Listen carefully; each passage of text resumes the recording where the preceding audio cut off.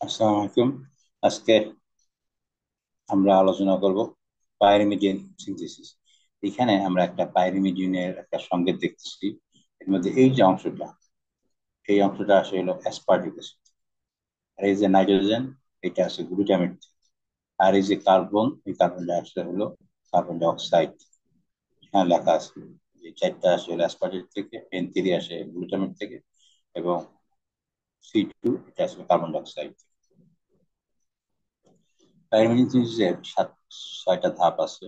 Synthesis of কার্বামাইল phosphate, তারপর synthesis of carbamyl aspartate, তারপর ring closer to form dihydroorotate।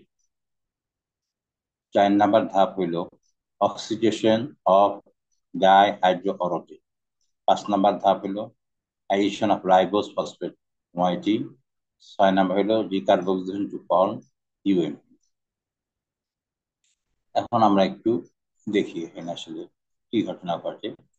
এই যে কার্বন ডাই অক্সাইড প্লাস গ্লুটামিনের একটা আসলে অ্যামোনিয়া থেকে এই গ্লুটামিনটা ওই যে গ্লুটামিক অ্যাসিড অ্যামোনিয়া আসে, এবং এটা আমরা ইউরিয়া সিনথেসিস বিক্রিয়াতে আমরা দেখছিলাম যে কার্বন ডাই অক্সাইড এর সঙ্গে অ্যামোনিয়া যুক্ত হয়ে তৈরি হচ্ছে কি কার্বামাইল ফসফেট। আর ফসফেট মিলে দুইটা এটিপি, এটা দুইটা এটিপি থেকে কি তৈরি হচ্ছে এটিপি। দুইটা ATP থেকে দুইটা, একটা ফসফেট এখানে থাকে আর একটা ফসফেট এখানে যুক্ত হয়, হয়ে তৈরি হচ্ছিল কার্বামাইল ফসফেট। এরপরে এখান থেকে যুক্ত হচ্ছিল অ্যাসপার্টিক অ্যাসিড, এবং এই যে ফসফেট গ্রুপটা, এই ফসফেট গ্রুপটা কি হয়ে যাচ্ছে, বের হয়ে যাচ্ছে।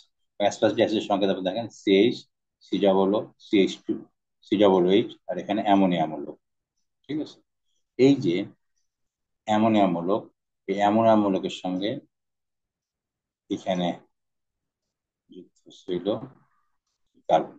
যেখানে দেখেন এই কার্বামাইল অ্যাসপার্টিক যে অ্যাসিটিক অ্যাসিড আছে, এটা এর অ্যামোনিয়ার সঙ্গে যুক্ত হচ্ছে কি, এই যে কার্বামাইল যুক্ত হচ্ছে CH2, সি ডবল, এটা পুরোটাই আছে এইখানে, এটা যুক্ত হচ্ছে যে এই যে কার্বামাইল ফসফেট, এর জন্য এটার নাম হলো কার্বামাইল অ্যাসপার্টিক অ্যাসিড। এরপরে কি হচ্ছে, এরপরে ডাইহাইড্রোপ্রোটেস, একটা OH গ্রুপ বের হয়ে যাচ্ছে। এবং আমরা দেখি এই এই জিনিসটাকে এখন একটু কি হয়ে যাচ্ছে, একটু পেঁচায় যাচ্ছে হলো এরকম ভাবে যে সিও, এই যে সিও, এরপরে সি, এই যে সি, তারপর NH, NH, সিও, সিও, তারপর NH, সিও, এই জায়গাটা তৈরি হচ্ছিল ডাইহাইড্রো প্রোটিন।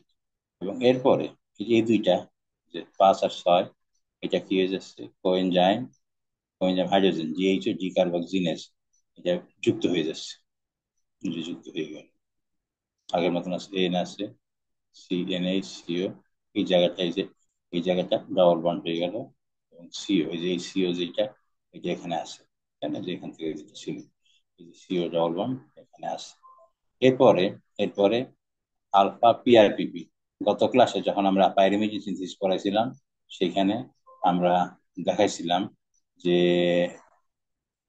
আলফা পিআরপিপি, এই পিআরপিপি থেকে দুইটা পাইরোফসফেট বের হয়ে যাচ্ছে, বের হয়ে সেইখানে যুক্ত হচ্ছে। এখানে তাইলে একটা রাইবোজ সুগার, আর এখানে একটা ফসফেট। আর আমরা এসে দেখছিলাম যে পাইরোফসফেট এখানে দুইটা ফসফেট ছিল, তাই না, যে পিআরপিপি গত ক্লাসে আমরা দেখাছিলাম পিআরপি যুক্ত করছে। এখান থেকে গেছে যে কার্বন ডাই অক্সাইড, এই যে কার্বন ডাই অক্সাইডটা বের হয়ে যাচ্ছে। এখন যে যৌগটা হয়ে গেল ইউরাসিল মনো ফসফেট, যে রাইবোস সুগার, এখানে ফসফেট গ্রুপ, আর এই যে যৌগটা তৈরি হলো ইউএমপি। এখন যেটা হবে, ইউএমপি থেকে আমাদের বাকি যে দুইটা, সেই দুইটা কি হবে তৈরি হয় আমরা দেখব। ইএমপি থেকে ইউপি কাইনেজ একটা এটিপি যুক্ত হচ্ছে, ইউটিপি থেকে আরেকটা কাইনেজের মাধ্যমে এটিপি থেকে এটিপি ইউরাসিল ট্রাইফসফেট যুক্ত হচ্ছে। এই যে এই ট্রাইফসফেট, ইউরাসিল ট্রাইফসফেট থেকে সিটিপি সিনথেটেজ, তার মানে একটা অ্যামোনিয়া গ্রুপ যুক্ত হবে। আমরা জানি ইউটিপি এইখানে যদি অ্যামোনিয়া থাকে, তাইলে তার কি হয়ে যাচ্ছে সিটিপি, তাহলে গ্লুটামিন থেকে গ্লুটামিক অ্যাসিড হচ্ছে। আর এই অ্যামোনিয়াটা, এই অ্যামোনিয়াটা এখানে কি হয়ে যাচ্ছে, এই যে এখানে যুক্ত হয়ে গেল, এবং হয়ে গেল ইউটিপি থেকে সিটিপি। আর ইউটিপি থেকে টিএমপি হইতে গেলে কি লাগবে আমরা জানি, সেক্ষেত্রে একটা এটা তো হলো অক্সিজেন বেশি আছে, অক্সিজেন কম হইতে হবে, এবং এখানে একটা হাইড্রোজেন যুক্ত হয়ে গেলেই আমাদের টিটিপি তৈরি হবে। আশা করি সবাই আমরা বুঝতে পারছি। সবাইকে ধন্যবাদ। আসসালামু আলাইকুম।